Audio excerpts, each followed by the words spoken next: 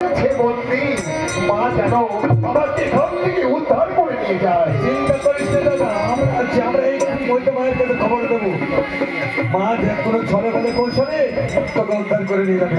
বেচো দাদা তাড়াতাড়ি যাও, তাড়াতাড়ি চল। চলো। দেখেছিস আমার মায়ের পূজার সতবাই করতে গিয়ে দাদার সতবাই হয়ে গেছে। শিখির চল, তাড়াতাড়ি চল। চলো চলো চলে ভাই, তাড়াতাড়ি যা, মাকে বলে দিস সে যেন আমাকে এখান থেকে উদ্ধার করে নিয়ে যায়। বলি মা গো, বলি ও মা, কি হলো বাবা? সর্বনাশ হয়ে গেছে। কি এমন সর্বনাশ হয়েছে? সে কথা শোনো না মা, ওই যে আমরা সব গিয়েছিলাম সাগরদারে মধ্যে দৃষ্টান্তের হরে বছর ঘরে লক্ষ্মীদার বহুল আছে, সেইখানে দাদা গেছে মাংস করতে। আমরা গিয়ে দেখি আমরা পিছিয়ে পড়ে গিয়েছিলাম মা, তাদের আগে চলে গেছে। গিয়ে দেখি কি হয়েছে জানো? কি হয়েছে? তোমার পূজার সৎবাই করতে গিয়ে আমার দাদাদের সৎবাই হয়ে গেছে। কারণ সেই ছাই মারি ভেঙে নিয়ে ধানে বড় সন্ধি দুগ্ধ করা খেতে দিয়ে বঙ্গ দাদাকে করেছে বন্দি। বাবা, আর বেলের মেয়ে বন্দি হয়ে গেছে। বন্দি? তোরা বিয়ে করেছে বাবা, বন্দি? হ্যাঁ বন্দি। এখন আমি কোথায় যাবো, কি করবো, মা, কিছু তো বুঝে উঠতে পারছি না। দাদা বন্দি হয়ে গেছে, এইবার সৎবাই করতে হবে। তা আর কোনো উপায় কি তুমি বুঝতে পারছো না? একটা উপায় আছে। কি উপায় আছে? ওই সাত সমুদ্র তেরো নদীর পাড়ে নারকেল ডাঙ্গা মধুপুর জঙ্গলে সেখানে আছে কালীয় নাগ, আছে ভীষণ বিষের তেল।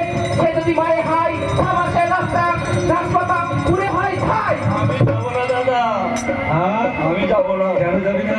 কত ঘুরে হবে ছাই। মা, বলো বাবা। আমি তোমার মুখে অনেকবার শুনেছি যে আমাদের দিদি আছে কালনাগিরি, সাথে সমুদ্র তার দেবার না করে আমরা তো কোনো মতো কোনো জঙ্গলে বাস করি, চোখে কিন্তু দেখিনি। তা আমরা যদি যাই, যদি ছাড়ে হাই আমরা পুড়ি হয়ে যাবো ছাই, আমরা যেতে পারবো না। না বাবা, তোমাদের কোনো ক্ষতি হবে না। আমার হচ্ছে পদ্ম তুমি নিয়ে তার সম্মুখে থেকে যে ধরবে, তোমাদের কোনো ক্ষতি হবে না বাবা। দাও দাও আমার, তাহলে তোমার পদ্ম দাও, তোমার এই পদ্ম দেখালে হয়তো তোমাদের প্রাণে বাঁচতে পারি। সে নাও বাবা। হ্যাঁ দাদা, যত্ন করে রেখে দিবা কিন্তু। ভয় পেয়েছো? পুড়ে ছাই ভস্ম হয়ে যাবো। মা, বলো বাবা। আমাদের দুই ভাইকে একটু আশীর্বাদ করো, যথার্থ বাবা, আশীর্বাদ করো। কালনে দিদিকে আনতে পারি। যথার্থ বাবা, মনের আশা পূর্ণ হোক। প্রণাম তোর চরণে। উপায় নেই, যেতে আমাদের হবেই। হ্যাঁ দাদা, শোন, সাত সমুদ্র কারণে পার হওয়া তো সম্ভব অসম্ভব। তবে একটা কথা বলবো, বলো দাদা। আমি হলাম ধরস, মানে ধরা। আমি ভাই জলের তলে গিয়ে তোর দিকে পড়ে যাবো। তুই মেট্রো সাপ, তুই জলের তলা দিতে আসে বলে ধরে খাস, আর আমি উপরে থেকে আমি ধরে খাই। তুই জলের নিচে দিয়ে যাবি, আমি উপর দিয়ে যাবো। ও বললে আমি মরি ঝাঁপ থেকে, তুমি মুটি চলে যাও নাকি? যখন তোর হাত থেকে দম লেগে যাবে না, চলে যাবো। আমার দিকে তাকাবি, আমি তো টেনে তুলে আসবো। খাওয়া দায় তাই হবে। তুই আগে চল, মেট্রো যাও রে।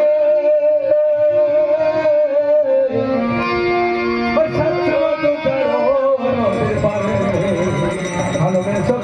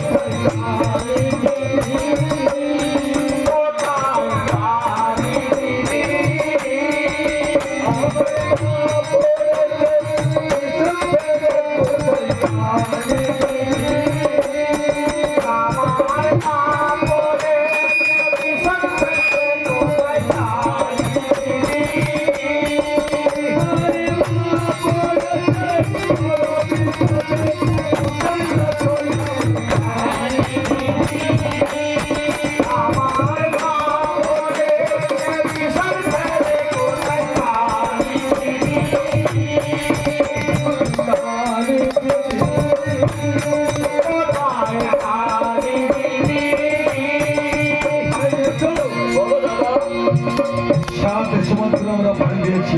হ্যাঁ তো সর্বকে দেখতে পাচ্ছি জঙ্গল আর জঙ্গল, কোনো মানুষের ঘুম নেই, শুধু পশু পাখি কিচিমিচি করে হ্যাঁ দাদা আর জঙ্গল। এই জঙ্গলে এত বড় জঙ্গলে যার বড় নেই, শেষ নেই, কোথায় গিয়ে পাবো বলতো? তবে তুই কাজ কর ভাই, বলো দাদা তুই এই সমুদ্র তীরে মাছ রান ধরে খাবি, এইখানে অপেক্ষা কর। আর আমি যাই দেখি এই জঙ্গলের মধ্যে রাখতে রাখতে চলে যাব। যদি আমার সেই কালিদিদি জঙ্গলে থাকে অবশ্য আমার তাকে সে সরা দেবে। আর যদি কালিদিদিকে না নিয়ে যেতে পারি, আমরা আমার এই দেশ থেকে যাবো না, এই 7 বছর পরে আমরা থেকে যাবো। তাহলে আমার কি উপায় হবে দাদা? তুই চিন্তা করিস নি, আমি কালিদিদিকে না পেলে এসে তোকে নিয়ে এই জঙ্গলে চলে যাবো। ঠিক আছে, দিদি। আমি এই ঘরের মধ্যে থাকলাম দাদা। আর তুই এই যাও থাক, আমি যাই। সেই তো একবারে জঙ্গলে মাঝখান দিয়ে দিদি বলে ডাকতে ডাকতে যাই, যদি সেই দিদি থাকে তাহলে অবশ্যই আমাদেরকে সাড়া দেবে। কোথায় কালী দিদি? কালী দিদি! কে আমায় কালি কালি বলে ডাকছি? এই 7 সমুদ্র 13 নদী নারকেল ডাঙ্গা মধুখানন জঙ্গলে এখানে ডাকার মতো তো কেউ নেই। কে আমায় কালি দিদি বলে ডাকছে? কে? কে তুমি আমায় কালি দিদি বলে ডাকছো? এই তো এই মনে হয় সেই কালী দিদি।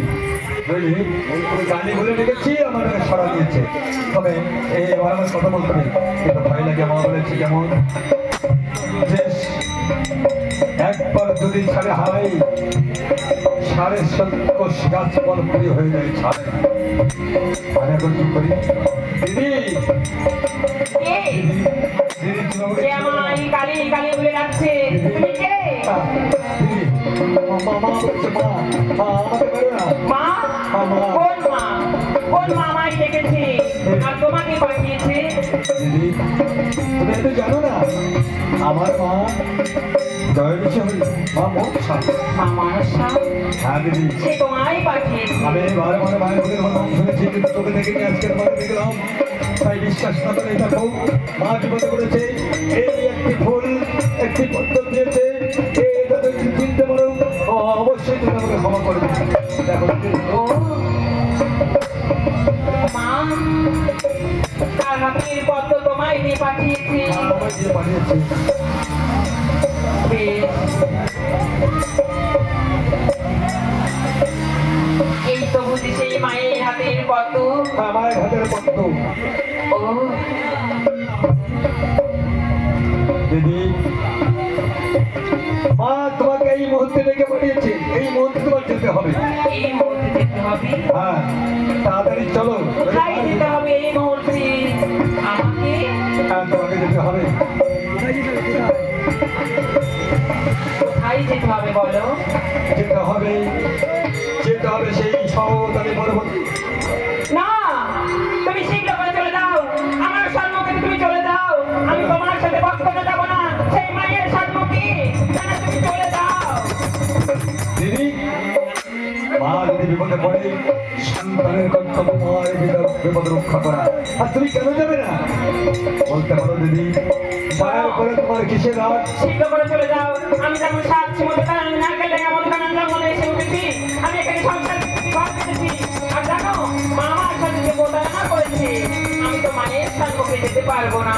আর আমাকে কি ধারণা করেছে যে তুমি মায়ের পর করে গিয়েছো? একবার বলতে পারো দিদি, আমি তো জানতে চাই। প্রতারণা করছে জানো? আমি শুনতে চাই, শুনবে সেই কথা? আমি শুনতে চাই। বেশ, শোনো তাহলে। আমার যখন জন্ম হয়েছিল, আমি হয়েছিলাম কালো কুচ্ছিরি। মা কি করেছিল? একটি নতুন হাড়িতে করে আমার মেয়েকে তার মুখে একটি সরা দিয়ে ওই নদীর জলে ভাসিয়ে দিয়েছিল। আমি ভাসতে 7 সমুদ্র 13 নারকেল থেকে মধুখানন জঙ্গলে উঠে এসেছি। আমি এখানে সংসার পেতেছি, ঘর পেতেছি, এমনকি আমার দুটো সন্তান আছে। ভুল বুঝেছো দিদি, মাকে তুমি ভুল বুঝেছো। মা তোমাকে রাগ করে পাঠায়নি, কালো উচ্ছেদ বলে পাঠায়নি। মা তোমাকে কেন পাঠিয়েছিল জানো? তোমার মুখে আছে কাতরিত হোক, তোমার মুখে আছে কালে বিষ, তোমার সর্বগায়ে আছে কালে বিষ। তুমি যেখান দিয়ে যাবে সেইখানে পুরে ছাই হতে হতে যাবে। লোকালয়ে যদি তুমি থাকতে যে কোনো ফলে ফলে ফলে কৌশলে লোকে তোমাকে মেরে দিত। তোমার প্রাণে বাঁচানোর জন্য মা এই সাক্ষী মধ্যে ভাসিয়ে আমি দিয়েছিল। কেমন যাব আমার এই মায়ের সামনে দেখা বলো। কেন যাবে না দিদি? চলো একবারে চলো, মায়ের বিপদ রক্ষা করি। আমরা তো সন্তান, মা বিপদে পড়েছে, আমরা বিপদ করে মা প্রাণ দিয়ে রক্ষা করে। তো মা বিপদে পড়েছে, আমাদের প্রাণ দিয়ে রক্ষা করতে ও হবে। ভাই, আমি তো যাব, আমার সন্তান আছে যে। তোমার সন্তান? হ্যাঁ ভাই। তোমার সন্তান কবে সন্তান আছে? কটি সন্তান? হ্যাঁ। আমার দুটি সন্তান আছে। ওদের নাম কি? ওদের নাম দুধরাজ পাটরাজ। রোদরাজ পদ্রাজ করে সন্তান তোমার আছে। তুমি সংসার করেছো তাই তোমার সন্তান হলো। এক কাজ করো দিদি, বলো ভাই। তুমি একটু সন্তানের কাছে বিদায় নাও, দিয়ে চলো মায়ের কাজ সমাধান হলে আবার ফিরে আসবে। বেশ, তুমি ক্ষণকাল অপেক্ষা করো, আমার সন্তানদের দেখে তাদের জন্মের মতন দুঃখ পান করিয়ে। তোমার সন্তান মানে আমাদের ভাগ্নে হয়, তাদের সঙ্গে আমার একটু আলাপ করে দাও দিদি। বেশ, তুমি ক্ষণকাল অপেক্ষা করো। বলি বাবা, কোথায় দুধরাজ পাটরা? কোথায় বাবা? মা, মা গো, তুমি ডাকছো কেন? ওগো বাবা, আমি কেন ডেকেছি জানো? কেন ডেকেছো মা? আমি ডেকেছি, আমার একটি ভাই এসেছে, তার নাম ধরুন। মা তাকে পাঠিয়েছি, মায়ের বড় বিপদ, তাই আমাকে নিয়ে যাবার জন্য। মা, তাই বলি এসো। ওগো ধরুন, তুমি আমাদের ছেড়ে চলে যাবে? বলো দিদি। ওই তো আমার সন্তান। ও, এই দুটি সন্তান তোমার? হ্যাঁ ভাই। দিদি, ওর আমার ভাগ্নে হয়। একবার ওদের কাছে বিদায় নাও, ওদের দুগ্ধ খাইয়ে বিদায় নাও। চলো মায়ের বিপদ রক্ষা করি। বেশ। ওগো বাবা দুধরাজ পাটরাজ, বলো মা, বলো। এসো, আমি জন্মের মতন দুগ্ধ পান করি। আমি তোমাদের কাছ থেকে বিদায় নিয়ে চলে যাবো আমার মায়ের কাছে। তুমি জন্মের মতো আমাদের দুধ খাবে মা? তুমি কি আর কোনোদিন ফিরে আসবে না? ওগো বাবা, আমি আসবো, যদি আমার মায়ের বিপদ আমি উদ্ধার করতে পারি তবেই আমি আসবো। আর যদি আমার মায়ের বিপদ উদ্ধার না করতে পারি, আমারই পোড়ামুখ তোমাদের আর দেখাবো না। বেশ মা, তাহলে তুমি আমাদের জন্মের মতো দুধ খাইয়ে যাও। ওরে প্রাণ ভরে খালি যুদ্ধ দেখো মা বলে প্রাণ ভরে খাও রে তুমি প্রাণ ভরে মা বলে গো, প্রাণ ভরে। আমি গোবিনের মতো মতো করে অতি তৈরি করো রে গো। প্রাণ ভরে খাও রে তুমি প্রাণ ভরে মা বলে গো, প্রাণ ভরে।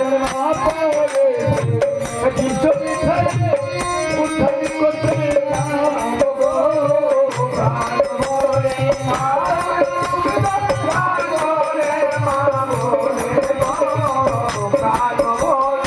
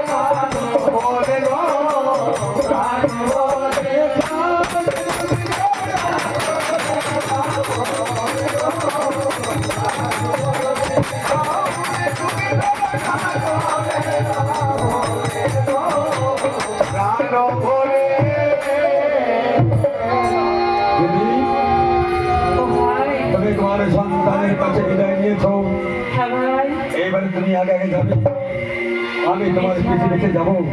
আর আমার ছোট ভাই দেখছো সমুদ্র তীরে বসে আছি আমাদের অপেক্ষায়। বেশ। চলো দুই ভাই বলে যাই, তাকে উদ্ধার করে আমরা যাবো সেই কৈলাসে ভবনে। বেশ ভাই, চলো। চলো, আগে চলো।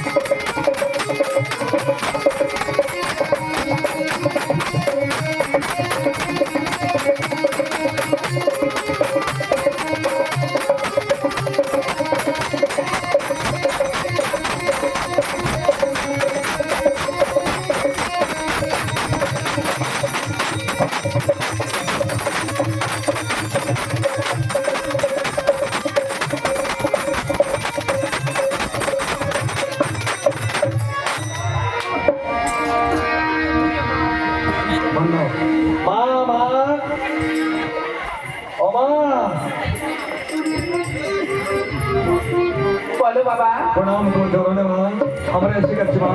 বেশ বাবা। আমি আমার দিদিকে এনেছি, কোথায় কি? এখানেই আছি। আমি এক্ষুনি ডেকে নিয়ে আসছি। বেশ। মা, দিদি তোমার সম্মুখে আসতে একটু ভয় পাচ্ছি। আর আমি এখনই কাঁদছি।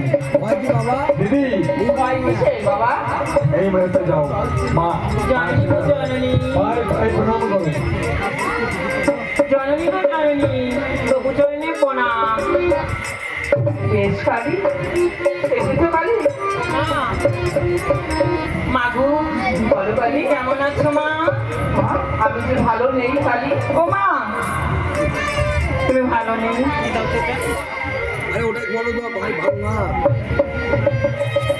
ও মা, হ্যালো, হ্যালো, হ্যালো। বলো মা। এমন কি হয়েছে তুমি ভালো নেই? তুমি জানো না কালী, আমি তো বড় বিপদে পড়েছি মা, তুমি দিদির মহাদেবীর কন্যা, তুমি কি আমার মা? তোমার বিপদ এটা আমার সুস্থ হবে মা? কেন মা? দেবাদিদেবের কন্যা বলে কি আমার কোনো বিপদ হতে পারে না? ও মা, সেটা বলছি এমন কি বিপদ হয়েছে? ওই 7 সমুদ্র 13 নদী, নারকেল ডেঙা মধুকানক জঙ্গলি, তুমি জানতে চাও? হ্যাঁ মা। তবে শোনো, আমি একটি পুষ্পর জন্য গিয়েছিলাম ওই চন্দ্রকান্ত সৌদাগরের বাড়িতে। সে একটি পুষ্প কেন, সে আরো আমাকে হ্যান্ডতালের আঘাত করে আরো গালি দিয়ে আমাকে দূর করে তাড়িয়ে দিয়েছে কালী। আর কি করেছে আমি জানো? বলো মা। সেই দোষে আমি ওই চন্দ্রকান্ত সৌদাগরের ভাই পুত্র সপ্ততরী লোহময় সপ্ততরী ওই কালিদয়ের জলে আমি বিসর্জন দিয়েছি। তারপরে কি হয়েছিল আমাকে বলো। বাকি আছে তার একটি ছোট্ট সন্তান। ও মা, একটি সন্তান, তাকে যে আজকে যদি দংশন না করতে পারি তবে তো আমি কোনোদিন দেবী হতে পারবো না কালী। ও মা, তুমি বলতে চাইছো আমি জানি মা। একে একে 3টি রজনী কেটে গেছে, আর একটি মাত্র রজনী আছে। ওই রজনীতে আমায় তোমায় যেতে হবে সেখানে, তাকে দংশন করে পুনরায় আমার চরণে ফিরে রাখতে হবে কালী।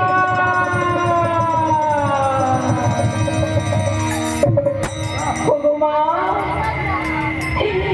এ কি বলছো মা গো? হ্যাঁ কালী, না, তুমি এমন নিষ্ঠুর আদেশ করো না যে ওই সাঁওতালি পর্বতে লঙ্কায় বাসর ঘরে দিতে হবে, বাসর ঘরে দিয়ে তাদের পুত্র লক্ষ্মীর তার বিরাম করতে হবে। তোমার চরণ দোকানে ঘুরে বলি মাগো কালী তুমি ভুলে যেও আমি তোমার জননী কালী। মা কি আদেশ তুমি পালন করো কালী। ও মা তুমি আমায় অন্য আদেশ করো মা, আমি তোমার এই আদেশ মেনে নিতে পারবো না মা। কালী বলো না তুমি সামান্য সামান্য বনের পশু হয়ে তুমি ওই মানবের পরে তোমার এত দরদ কিসের কালী। মা কি বলছো মা? কালী কি বলছো তুমি? তুমি যে আমার মা, আমি যে তোমার সন্তান, তুমি এমন করে বলো না মা গো। কালী দরদি জানো মা পশু ও তুমি এত দরদ জানো রে বলে পশু তুমি এত দরদ জানো বলে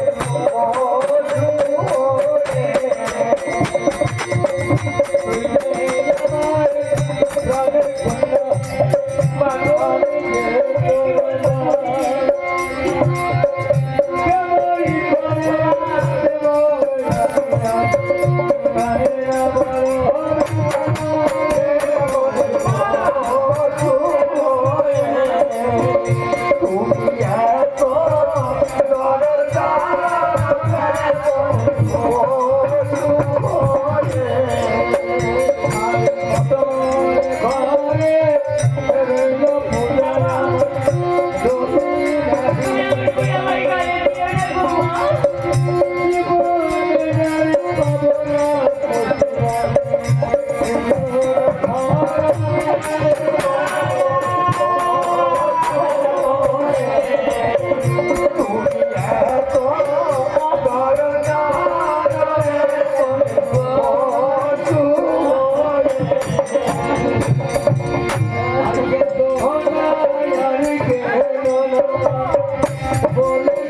মা।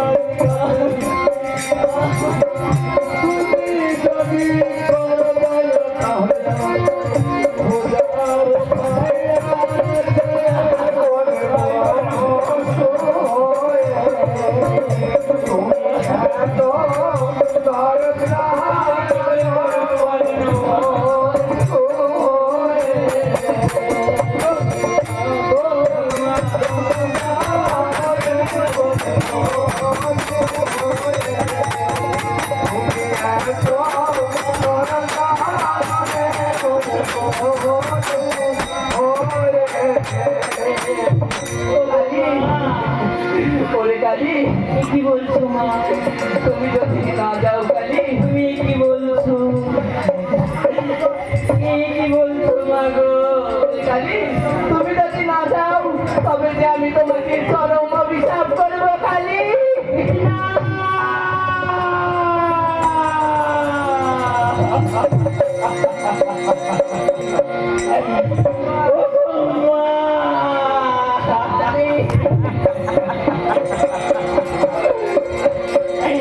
তুমি আমার অভিশাপ দিও না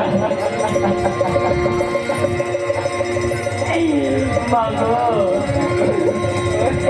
তুমি আমার নিষ্ঠুর অভিশাপ আমায় করো না। সন্তান যদি কুলাঙ্গার হয় তবে যে তাকে অভিশাপ করতে হয়, যদি সন্তান সুপুত্র হয় তাকে যে মুখে আগলে রাখতে হয় কালী। না না গো কালী মা, মা বলো কালী তুমি আমার মা, বলো না তুমি আমার মা। কি বলছো? আমি সইতে পারছি না মা। কালী তুমি আমায় বলছো অভিশাপ করবে।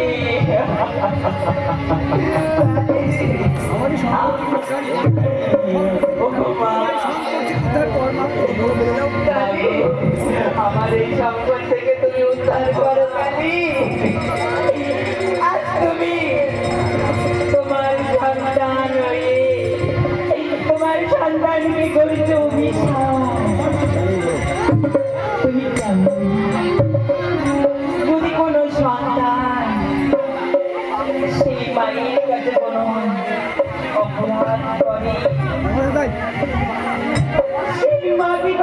অভিশাপ দিতে পারে বলো না মা।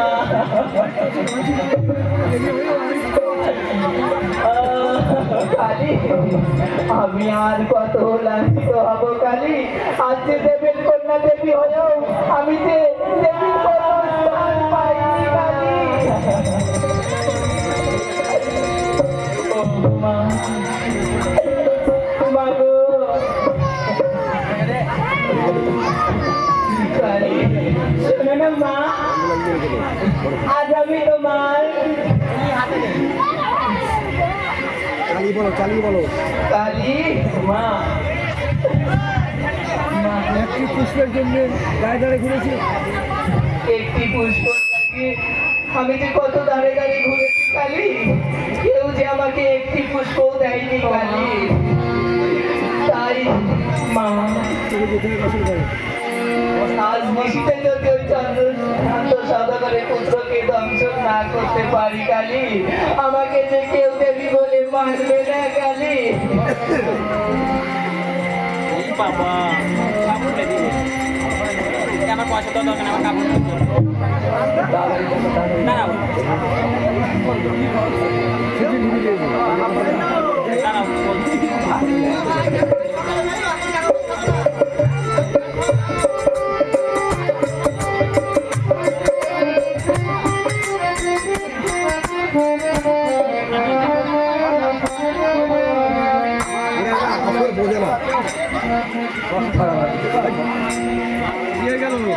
অভিনয় করে পরে ঠিক করো।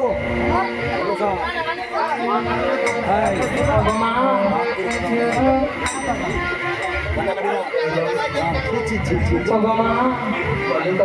মাগো, তোমার আদেশ আমি পালন করব। তুমি আমায় আশীর্বাদ করো মা, তুমি আমায় আশীর্বাদ করো। তো কালী, মন্দিরা শাসন কালী, মাগো, বলো কালী। ও মা, আমি তো বাসর ঘরে যাবো, ওই বাসর ঘরে প্রবেশ করবো কেমন করে বলো না মা? কালী, বলো। আপনারা কেউ টাকা পয়সা দিলে দিয়ে প্লেয়ারের হাতে দেবেন। ওই তুমি ওই সাঁওতালি পর্বত লঘুময় বাসর ঘরে চলে যাবে কালী। সেখানে যে একটি ছিদ্র করা আছে কালী। মা, ওই বাসর ঘরে আমি যাব, ওই বাসর ঘরে আমার নাগে যাওয়ার জন্য সেখানে একটি ছিদ্র করা আছে কালী।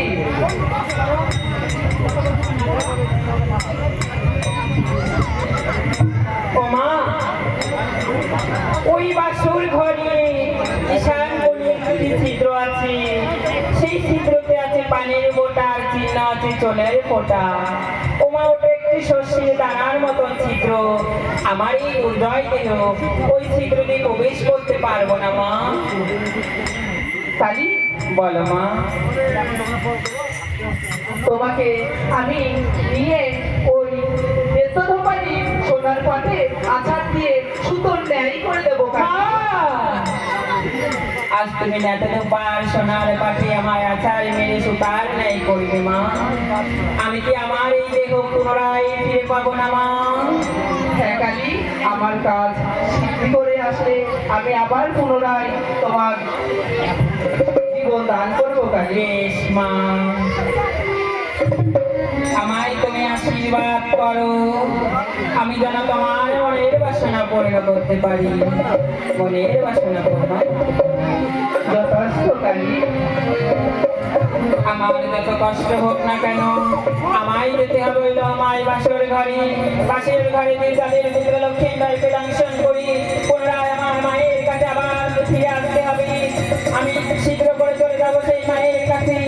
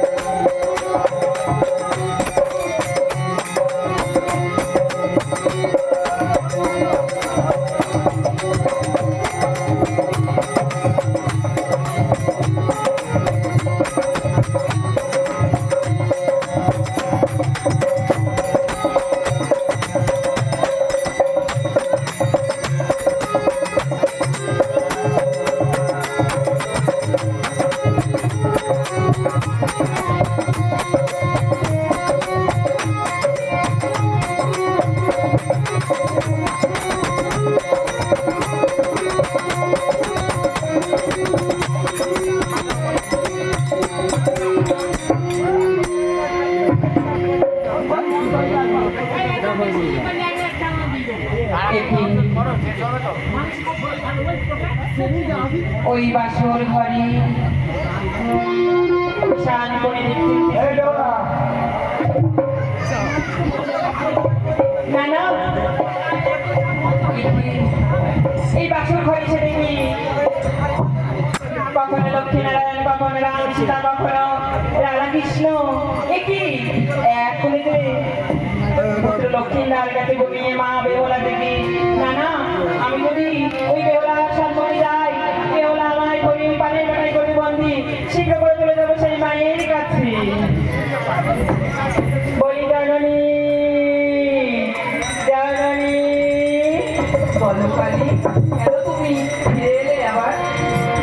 ও মা, আমি কেন ফিরেছি জানো? কেন? ওই বাসর ঘরে যে দেখি পুত্র লক্ষ্মীনার কাছে ঘুমিয়ে এখনো মা বেহুলা দেবে। আমি যদি বেহুলার সম্মুখে যেতাম তবে ওই বেহুলা জানে কত চন্ডী, এই কান নাচতে ধরবে, বলবে পানের বাটাই ধরবে। বেশ কালী, তুমি সেখানে পুনরায় আবার যাও, তার ব্যবস্থা আমি করছি কালী। বেশ। এই দেওরা, আমার কথা কাজ না মজা।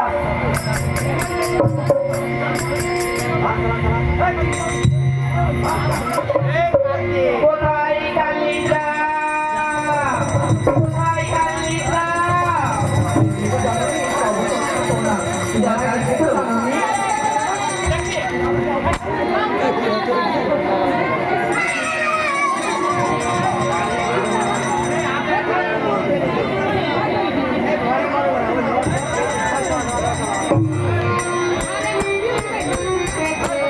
বারো জননী কিসের জন্য ডেকেছো আমায়? কালী তোমাকে এই মুহূর্তে চলে যেতে হবে সাঁওতালি পর্বত মোবাইল বাসন ঘরে। সেখানে মন্ত্রী বেহুলা আছে, সে যে এখনো রেগে আছে, তার নয়নে তার নিদ্রা দিয়ে আসবে কালী। আমায় আশীর্বাদ করুন জননী, আপনি যেন আপনার কর্মসূচি লাভ করতে পারেন। যথার্থ নিদ্রা দেবী। আরে আপনারা বসুন না, কিছু হয়নি। বসুন বসুন, সবাই বসুন, কিছু হয়নি। সবাই বসুন। যাই ঘরে যাই বাসর ঘরে শুয়ে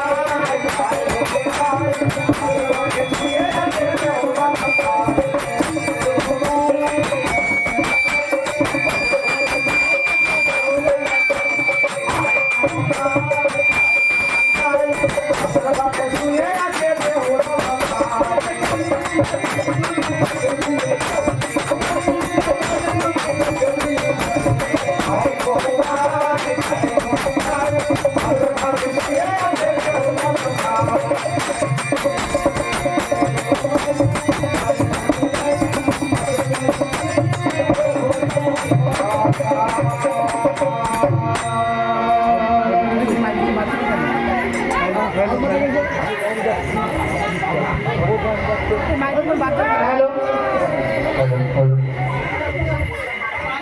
সে সময় কাল নিদ্রা দিচ্ছেন বেহুলা দক্ষিণ ধারে, বেহুলার চোখে ওইখানে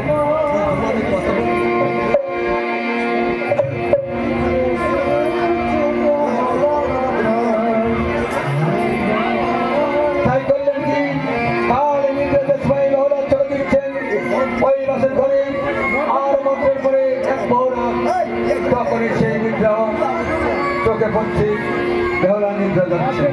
তাই তো আজ আমি আমার চরণ তলে আমি বসেছিলাম না, আজ আমার পথের পাশে আমাকে শুয়ে পড়তে হবে। না না, আজ আমার খুব ঘুম পেয়েছে, আজ আমার পথের পাশে আজ আমি ঘুমিয়ে পড়ি। আমি যে ভ্রমণ করে আর থাকতে পারি।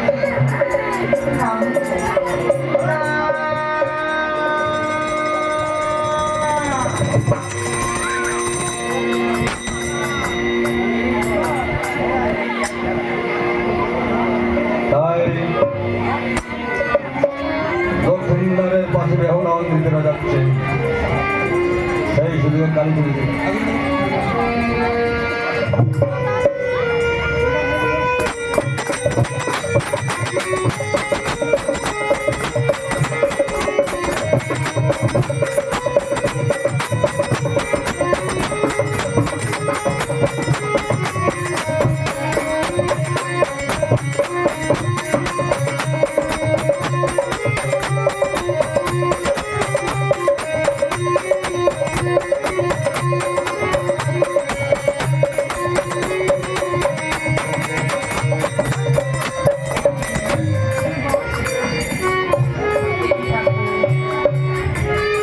আজ এই পুত্র লক্ষ্মীন্দর তো আমার কাছে কোনো অন্যায় করেনি। আমি কেমন করি ওই চাঁদের পুত্র লক্ষ্মীন্দরকে দংশন করবো।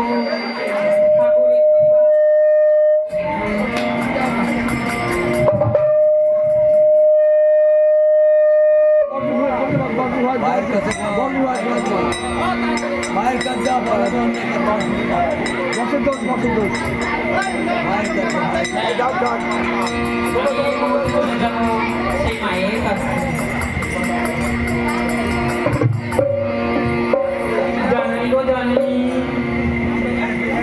জননী কালী, পুনরায় কেন আবার তুমি ফিরে এলে কালী?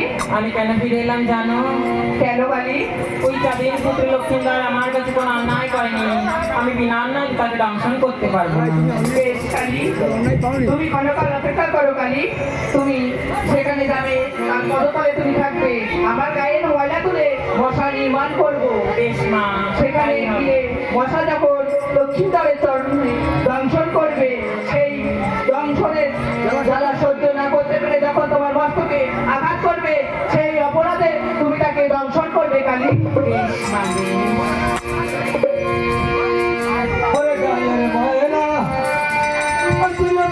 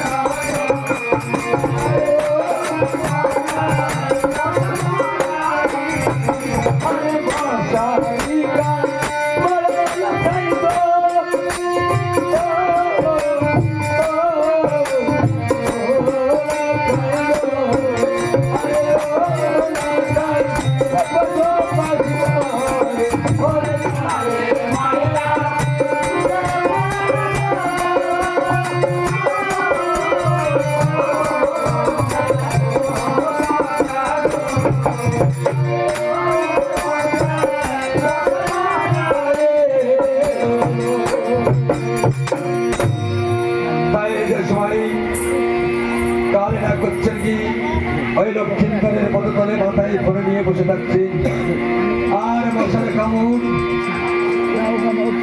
দিচ্ছেন লক্ষারে পায়ে। তাই দেখছেন কেমন যে বাসর ঘর আলো হয়ে আছে যে সন্তানের রূপে, তার গায়ে আমি মা হয়ে সন্তানের মায়ে কেমন করে আরেক সন্তানকে আঘাত করবো। কালে কাঁদিতে কাঁদিতে তার আইন জলে মুখ হতে যায়।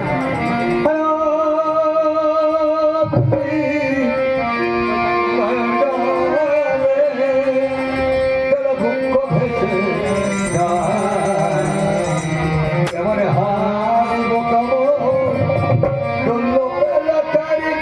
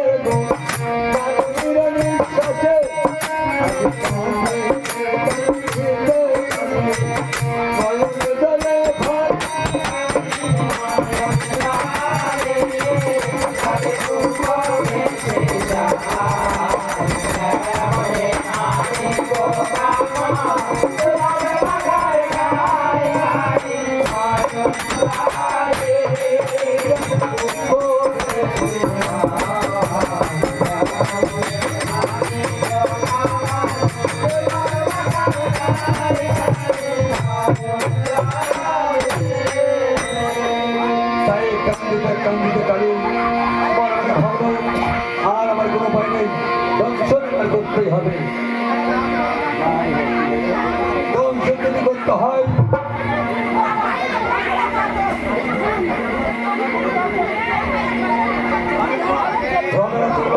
কোনোদিনই আমাদের আশাটা নষ্ট করে না গো, আমাদের জীবন পরিপাতে গলা থেকে রক্ত পরিপাত